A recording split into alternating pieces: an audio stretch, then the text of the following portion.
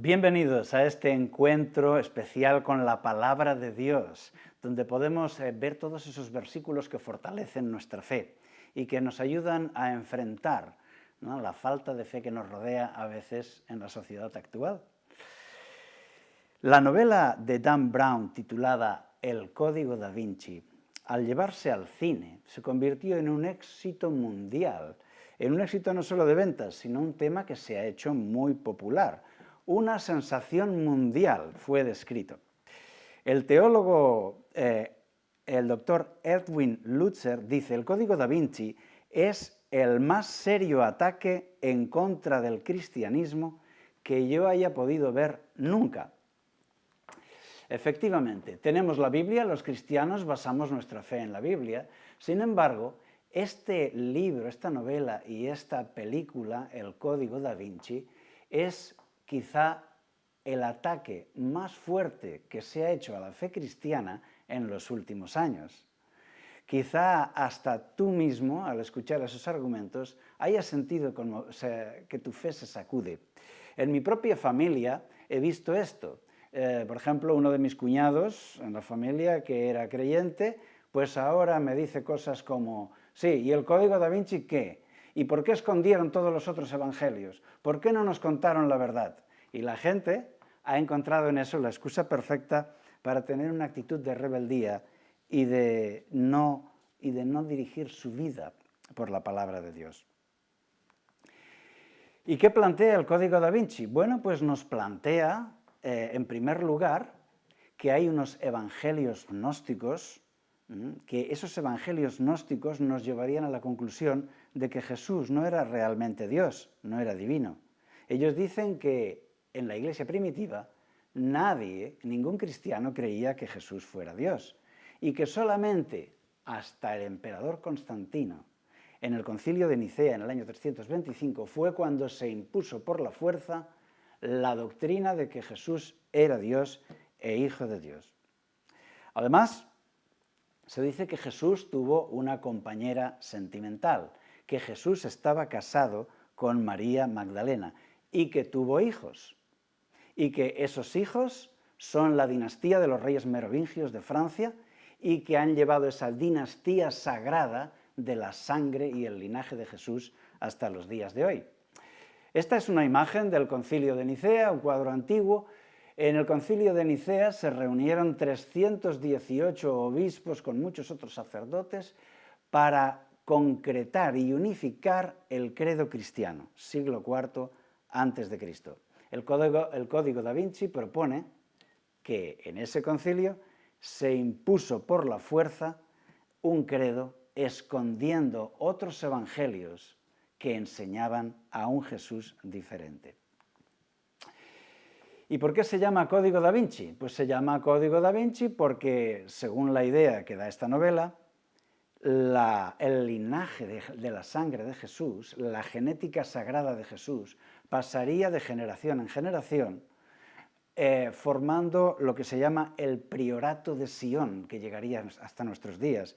Y que en ese priorato de Sion, que parte de los hijos de María Magdalena, pues ahí estarían las grandes personalidades de la historia, como Benjamin Franklin, como Isaac Newton, como Leonardo da Vinci, que habrían sido líderes de esta supuesta religión en la sombra, de esta religión escondida. Tienen algunos argumentos interesantes, como decir: Jesús tenía que estar casado, porque ningún rabino en la antigüedad era soltero. Si era soltero no podía ser rabino. Incluso en el mundo judío era muy raro que un hombre se quedara soltero, estaba muy mal visto. Sin embargo, eso no es tanto así, ya que los esenios, que eran unos ascetas, unos monjes santos del judaísmo, los esenios eran solteros. Y además sabemos que Jesús toma el relevo del gran profeta Juan el Bautista. ¿Era casado Juan el Bautista? No, era soltero, y Jesús toma el relevo, una persona absolutamente dedicada a su misión, que no toma esposa ni tiene hijos. Para ellos, María Magdalena es tan importante como Jesús o más. es la feminidad divinizada. Ellos dicen que María Magdalena no es porque viniera de Magdala, de una ciudad, no. Magdala, además de una ciudad, significa torre en arameo, torre o altura. Entonces María Magdalena estaría significando su Alteza María, algo así como pasa en español cuando decimos Catalina la Grande, ¿no? En este caso sería María Magdalena la Grande, su Alteza. Aquí tenemos una escena, un trocito del cuadro de la Última Cena de Leonardo da Vinci. Y entonces el Código da Vinci propone las dos figuras centrales, Jesús a un lado y María Magdalena a su derecha. Sabemos por el Evangelio que a la derecha de Jesús estaba el apóstol Juan, el discípulo amado. Sin embargo, en este cuadro aparece pintado de una forma tan femenina que parece una mujer pelirroja. Y además formando esa V entre los dos, que es el símbolo de la feminidad. Iguales, se establecen estas líneas para decir, hay dos pirámides aquí en el centro, una es Jesús y otra es María Magdalena. Todo esto nos propone el Código da Vinci. Y para rematar, dirán de que después de Constantino ya la Iglesia persiguió a todos los disidentes. Y todas esas brujas que eran quemadas en la Edad Media no eran en realidad brujas satánicas, sino que eran sacerdotisas de la verdadera religión de Dios, guiada desde María Magdalena por todas aquellas mujeres. Esto es lo que nos plantea el Código da Vinci. Pero lo peor son las conclusiones, porque si esto es así y Jesús no era Dios ni venía del cielo, si Jesús era solo un gran profeta, un sabio maestro, entonces no tiene sentido la cruz. Su muerte en la cruz no habría salvado a nadie, ni siquiera habría tenido sentido su resurrección. Ellos dicen que Jesús no resucitó. Esto no solo ataca a la persona de Jesús, sino que destruye la autoridad de la Biblia, puesto que al abrir la Biblia, el que cree en el Código da Vinci sabe que está viendo un libro de mentiras, del cual no se puede creer ninguna de sus páginas. Ellos dicen que lo que hay de verdad en los evangelios, en los 4 evangelios, es lo que se puede intuir entre líneas, pero no lo que está escrito. Esto, por desgracia, se ha convertido en la filosofía cristiana de mucha gente que nos rodea en la sociedad de hoy. ¿Tienes tú una respuesta para ellos? ¿Tienes algo sólido para explicarle y poderle levantar ante sus ojos la autoridad de la palabra de Dios y de la figura de Jesús? Este es el objetivo del tema de hoy. En primer lugar tenemos a Jesús, Dios. Ellos hablan del Santo Grial,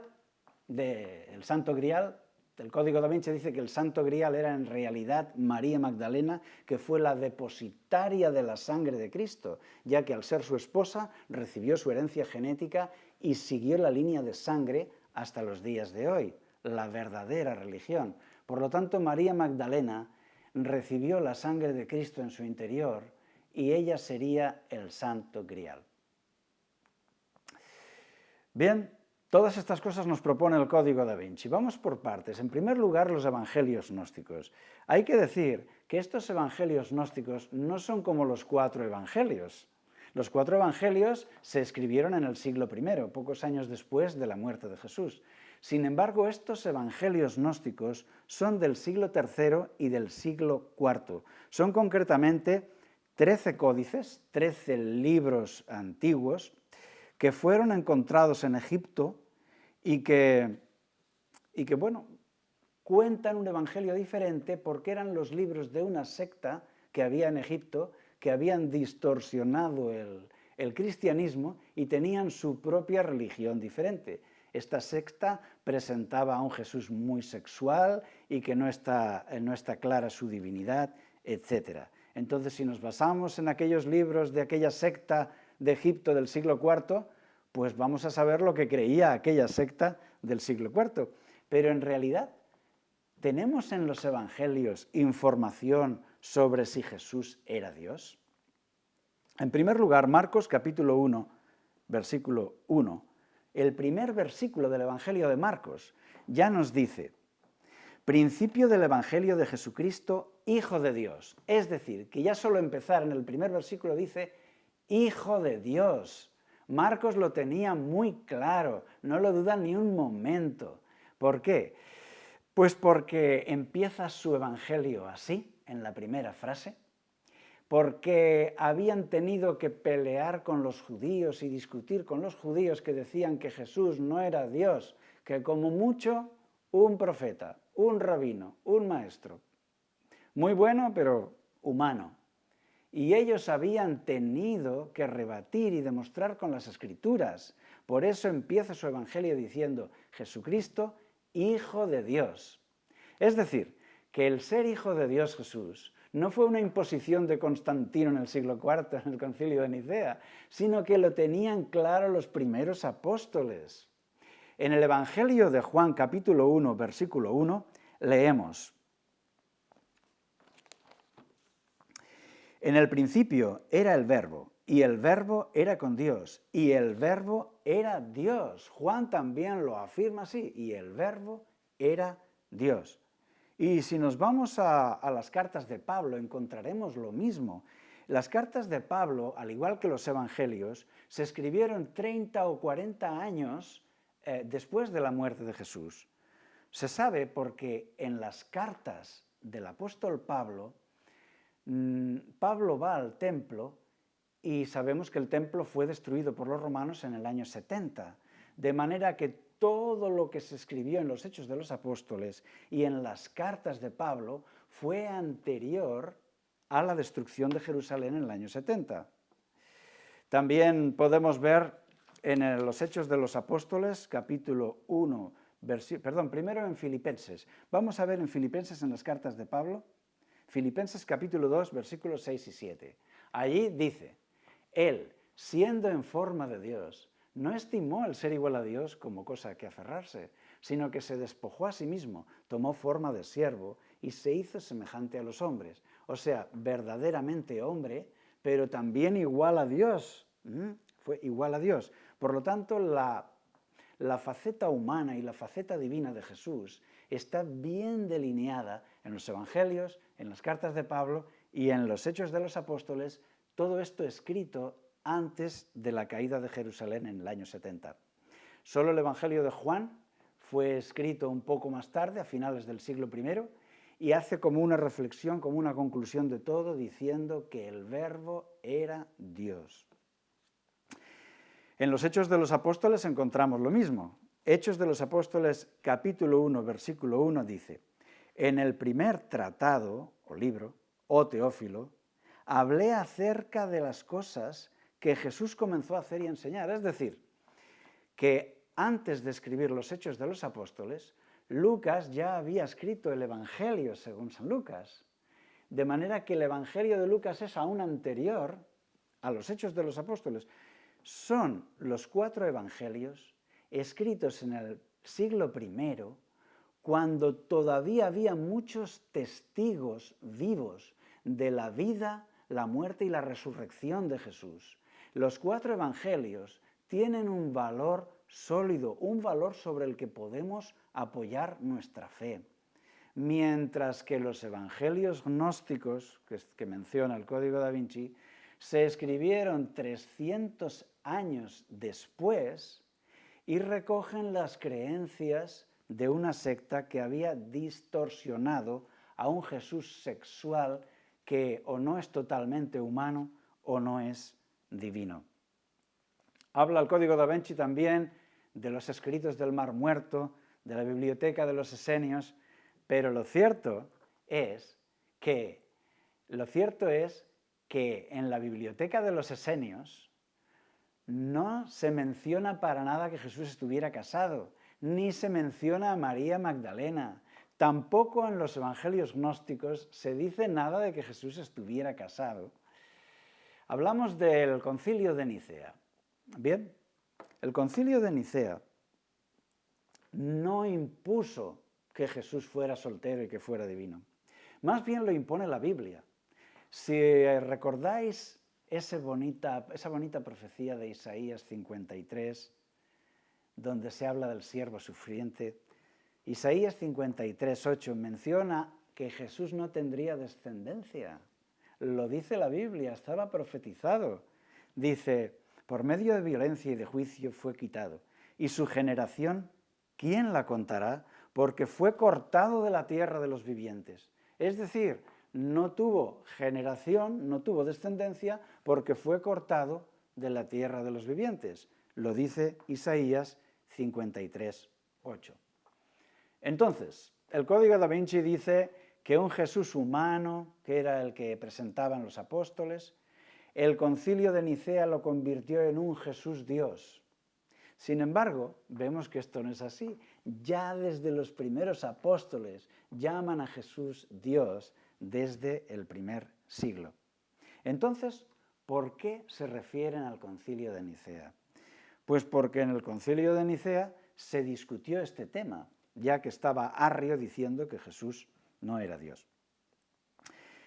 Sin embargo, esto ya se había establecido mucho antes. Ya en el año 150, Justino Mártir se refiere a los 4 evangelios, de que esos 4 evangelios eran los del canon divino, del Señor, inspirado. En el 170, Taciano, otro de los primeros cristianos intelectuales, escribió el Diatésaron, que es una armonía de los 4 evangelios, y no se menciona ningún otro, solamente los 4 evangelios. Año 180, Ireneo escribió los 4 evangelios y dijo que eran los 4 evangelios reconocidos por la Iglesia. Y estamos hablando del año 180. Luego también tenemos el canon de Muratori. En el año 180, después de Jesús, ya había un canon bien establecido con los libros del Nuevo Testamento, las cartas, los hechos, los evangelios. Ahí no se menciona ningún otro evangelio más que los 4 evangelios. Además, podríamos hablar de lo que son estos evangelios apócrifos. Tienen un estilo tan diferente a los 4 evangelios que a simple vista se ve que no son inspirados por Dios. Por ejemplo, están los evangelios de la infancia de Cristo. Allí tú puedes ver a un Jesús que, siendo un niño pequeño, por ejemplo, sus amiguitos abusan de él y él, con una sola mirada, los mira y sus amiguitos caen muertos. Te das cuenta de que eso no cuadra con la línea de los evangelios inspirados. Por ejemplo, Jesús, que hace pajaritos de barro, les sopla y los echa a volar. Y aquellos pajaritos de barro se van volando por milagro. Son unos evangelios que nos comunican un mensaje que no tiene nada que ver con los evangelios verdaderos. Por ejemplo, el parto de María, madre de Jesús. Cuando el bebé Jesús nace, pues en los evangelios apócrifos, como quieren poner a María divina y les parece feo que tenga que tener un parto natural, pues lo relatan así, de que hubo una gran luz y cuando esa luz desapareció, ahí estaba el bebé Jesús. De forma que no tenga que haber sangre, dolor, ni nada de lo que hay en un parto natural, ya que María es María, cuidado. De manera que nos damos cuenta que estos evangelios apócrifos nada tienen que ver con la inspiración de los 4 evangelios. Tú puedes confiar en la Biblia que tienes en tu casa, porque ella misma da pruebas de su divinidad y de su autoridad. El Código da Vinci dice que en este concilio de Nicea hubo un gran debate y no se ponían de acuerdo si Jesús era Dios o no, pero la realidad es muy al contrario. De 318 obispos, solamente 2 estaban apoyando a Arrio, solamente 2 no creían que Jesús era Dios. Para que imaginemos cómo debió ser ese concilio de Nicea. El emperador Constantino estaba ahí, quería acabar con las divisiones que había en el cristianismo. Como sabéis, en ese concilio de Nicea se impuso el culto en domingo y se dio a los obispos grandes privilegios y poder terrenal, pero no se cambió la divinidad de Jesús. porque era lo que ya creían desde los primeros apóstoles. Solamente 3 estaban en desacuerdo: el presbítero Arrio, Céonas de Marmárica y Segundo de Ptolemaís. Todo está bien registrado porque era un montón de personas intelectuales que estaban ahí tomando registro de todo. Pensad que había más de 1000 personas en la sala. Cada obispo podía ser acompañado por 5 ayudantes, 2 sacerdotes y 3 diáconos. Es decir, que 380 obispos reunían ahí más de 1000 personas en el enorme palacio de verano que tenía el emperador Constantino en Turquía, en la ciudad de Nicea, en Turquía. Ahí estuvieron estudiando este tema de la divinidad de Cristo durante un mes, y después de 29 días concretamente de estudiar y debatir sobre el tema, se pusieron de acuerdo. Solamente 2 de los obispos seguían apoyando a Arrio y no querían firmar el credo de toda la cristiandad, declarando a Jesús Hijo de Dios. Y bueno, esta es la auténtica realidad del Concilio de Nicea. Tenemos también el tema de Leonardo da Vinci. Se dice que él sería uno de los que conducían esa verdadera religión en el Renacimiento y que en ese cuadro estaría dándonos pistas de esa religión poniendo a María Magdalena al nivel de Jesús. Pero sinceramente, mirad esta pintura.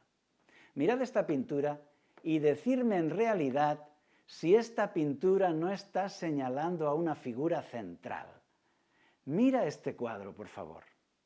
¿Tú no ves que toda la arquitectura, todas las líneas del cuadro están destacando a una figura central, Jesucristo, que no solo está en el centro, sino que está destacada por todas las líneas de fondo de la sala, que además está enmarcado por la ventana que hay al fondo, sino que además muestra un mayor tamaño por sus brazos abiertos, y que en realidad el discípulo que tiene a su derecha está como en otra cosa, más bajito y agrupado con los demás discípulos.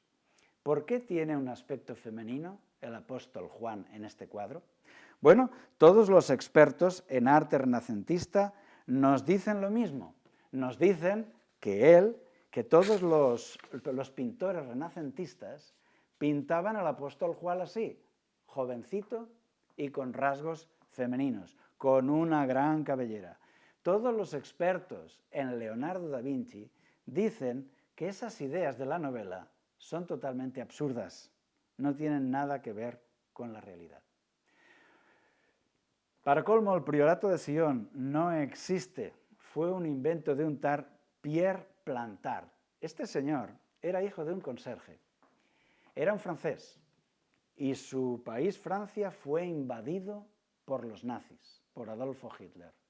Y él se subió al carro, fue pro-nazi y estaba alabando a los fascistas y la invasión alemana. Y tratando de escalar puestos en la política, se inventó que había un priorato de Sion que era una orden secreta milenaria y que él era el jefe y que él era descendiente directo de Jesucristo y por tanto tenía derecho a ser el rey de Francia. Y lo intentó para que le nombraran rey de Francia, pero no le salió bien. Entonces, Dan Brown en su novela toma esta locura, entre comillas, de Plantard y la incluye en su novela. Bien, por último, el Santo Grial. ¿Qué pasa con el Santo Grial? Esta fotografía está tomada del Santo Grial que hay en la Catedral de Valencia, España. Y algunos dicen que podría ser la copa que tenía Jesús en la última cena. Naturalmente solamente la parte superior, ese pequeño bol de piedra tallada y pulida. Todo lo demás sería un soporte de artesanía medieval para exaltar el verdadero cáliz de Jesús, el Santo Grial. Bien, nos dice el Código da Vinci de que en realidad el Santo Grial es la tumba de María Magdalena, a donde todos deberíamos peregrinar para darle culto, la figura femenina y sagrada. Bien, para empezar, el Santo Grial nunca existió. Es una leyenda medieval de origen celta y que nunca se ha relacionado con María Magdalena. Luego, tenemos que saber que en la realidad, la Santa Cena de Jesús, él pone no como protagonista la copa, sino el vino que hay en ella. Cuando dice bebed todos de ella, se refiere a la sangre que representaba su sangre, al vino que representa la sangre de Jesús, pero no a la copa en sí misma. Conclusión. Son argumentos de un mundo de ficción. Si cogemos, esto he traído aquí, esta copa de alabastro, que podría simbolizar el Santo Grial. Y Dan Brown pone en el Santo Grial el linaje genético de Jesús para que tenga descendencia. Le pone casado con María Magdalena. Se inventa plantar esto del priorato de Sion, lo mete también, ¿no? Y también el concilio de Nicea, divinizando a Jesús de forma artificial. Y pone también los evangelios gnósticos. Y pone todo ahí, lo agita bien. ¿Y qué es lo que sale? Una novela de fantasía titulada El Código da Vinci. Algunos se la creen y se olvidan que es una novela de ficción, ¿verdad? Es como si viéramos una película de superhéroes de Hollywood, ¿no? Y la gente empezara a creer que efectivamente eso es verdad, que no son efectos cinematográficos, sino que realmente son superhéroes, ¿verdad? Sería un poco de risa que creyera esto la gente. Pues exactamente igual pasa si creemos la tesis del Código da Vinci. Menciona textos bíblicos, pero no se basa para nada en la Biblia. Por desgracia, hay que ser muy ingenuo para creerlo, pero muchas personas hoy tienen esa parte de ingenuidad. Como hay mucho desconocimiento de la Biblia, las personas llegan a creer cualquier cosa y algunos desean creerlo. El Código da Vinci es bienvenido para muchos porque les permite desvincularse de la Biblia, desacreditar a la Biblia para que no tenga autoridad y entonces yo ya puedo hacer mi vida a mi manera. Siento decepcionarles, pero no existe una María Magdalena esposa de Jesús. Lo que sí es cierto es que sí hay una esposa de Jesús, pero esa esposa de Jesús es la Iglesia fiel, y así lo dice la Biblia. En Efesios capítulo 5, versículo 25, dice así: Maridos, amad a vuestras mujeres, así como Cristo amó a la Iglesia y se entregó a sí mismo por ella. Efesios 5, 25. Aquí el amor de pareja, es tomado por Dios como un símbolo de nuestra relación con Él. Esa ilusión que tiene el novio, ¿no?, por encontrarse con su novia, es el amor que tiene Dios en su relación con todos nosotros. Esas ganas de estar juntos, esa ilusión por un futuro juntos, donde no tengan que separarse, es todo símbolo de esta relación hombre y mujer, el marido y la esposa, donde Dios es el novio y la Iglesia fiel es la novia, cada uno de nosotros. Y dice que se entregó a sí mismo por ella.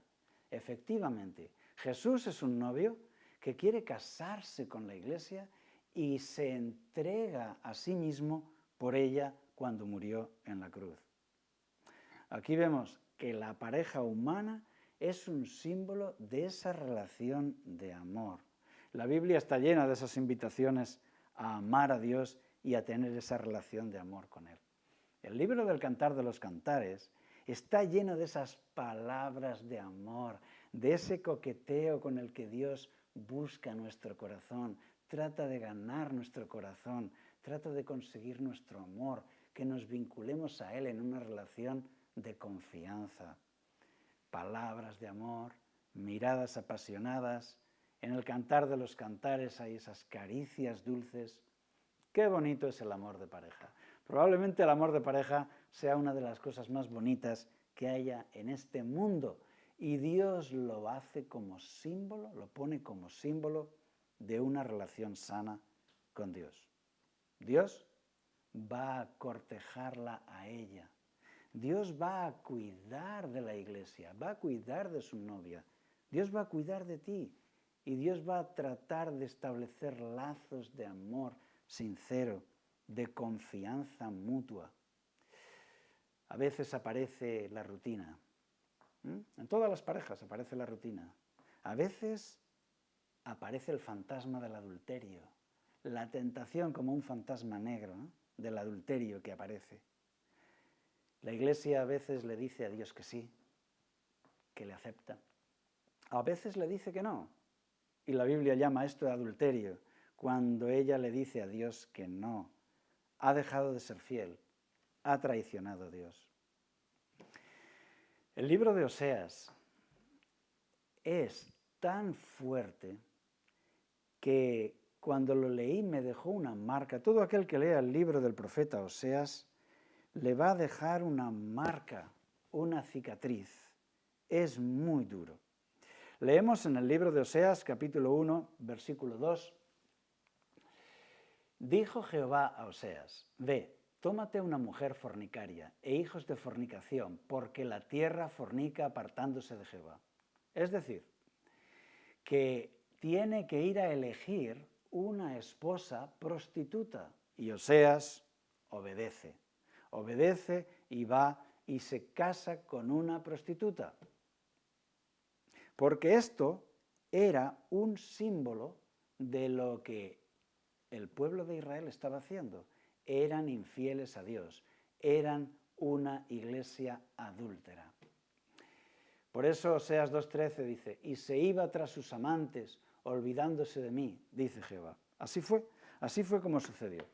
Él se casa con ella y ella de repente ya no es prostituta, ahora está casada, ahora es una señora. Su condición social ha cambiado por completo.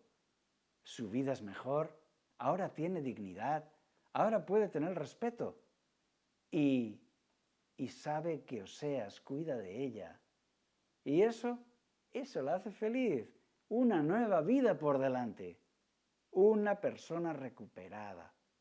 Se aman, tienen un hijo, ella tiene una hermosa familia, como que ha recuperado su vida. 2 hijos más vienen, ya son 3, pasan los años, llega la rutina y llega el adulterio. Por eso, dice Oseas 2:13, y se iba tras sus amantes, olvidándose de mí, dice Jehová. Y ella va de mal en peor, malas compañías, vicios, abusan de ella, la traicionan, la tratan como una basura, vuelve a la prostitución como una basura humana en las calles. Probablemente deprimida, destrozada, ha perdido toda la buena vida que tenía. Y ahora Dios le dice: ve a buscarla, recupérala, redímela. Por eso Oseas 3:1 dice: me dijo otra vez Jehová, ve y ama a una mujer amada de su compañero y adúltera. Así ama Jehová a los hijos de Israel, aunque ellos se vuelvan a dioses ajenos. De manera que Oseas va a buscarla por las calles, en aquellos tugurios y aquellos lugares de perdición, y la encuentra. Está esclavizada por una trata de blancas, no es propietaria ni de su cuerpo, es un desecho humano. Y él saca sus ahorros y la compra. La compra, la recupera y la lleva a su casa. Ella no puede creerlo. ¿Cómo este hombre me puede amar así? La fue a buscar, la rescató de nuevo, pagó el precio por ella. Y ahora ella llora de gratitud. Una vez más puede recuperar su dignidad, puede recuperar el amor de su marido, el respeto de sus hijos. Una nueva vida empieza. ¿Será cierto? ¿Será verdad? Sí, eres mi esposa. Y él la cuida, la protege, la defiende, le da dignidad de nuevo. La vida se ha recuperado. Y esto es lo que quiere hacer Dios con cada habitante de este mundo. No importa lo lejos que hayas sido, no importa lo que te hayas degradado, no importa las cosas malas que hayas hecho. Él quiere llevarte de nuevo al hogar. Oseas es el símbolo de Dios, el esposo que quiere recuperar a su esposa, llevársela a casa y cuidar de ella como solo Dios sabe cuidar de una persona. ¿Aceptarás tú esto? ¿Aceptarás su invitación? La Biblia es el libro de amor más bonito que existe. Claro que existe la esposa de Jesús, pero no tiene nada que ver con María Magdalena ni el Código da Vinci. La esposa de Jesús es la iglesia fiel. Somos tú y yo. Y debemos decirle, sí quiero vivir contigo desde hoy y para siempre, por toda la eternidad. Bien, hay boda. Tenemos boda, celebremos boda, fiesta. Los niños corren, suena la música y tenemos fiesta de bodas, una celebración. Es el maravilloso versículo con lo que termina la Biblia. La Biblia termina con una fiesta de bodas llena de alegría, donde tú y yo tenemos que estar ahí. Dice, gocémonos y alegrémonos y démosle gloria, porque han llegado las bodas del Cordero y su esposa se ha preparado, y a ella se le ha concedido que se vista de lino fino, limpio y resplandeciente. El ángel me dijo, escribe, bienaventurados los que son llamados a la cena de las bodas del Cordero. Así es, la cena de Jesús con su iglesia. Es una boda a la que tú estás invitado. Es una maravillosa fiesta celestial a la que tú estás invitado. ¿Quieres participar? ¿Quieres acompañarnos? ¿Sabes cómo hacerlo? Sigue viendo vídeos de este canal y verás las claves de cómo hacerlo. Hoy te hemos dado aquí la primera, la principal. Dios te ama y quiere tener una relación contigo de amor y confianza. Síguele porque Él nunca te fallará. Que así sea. Amén.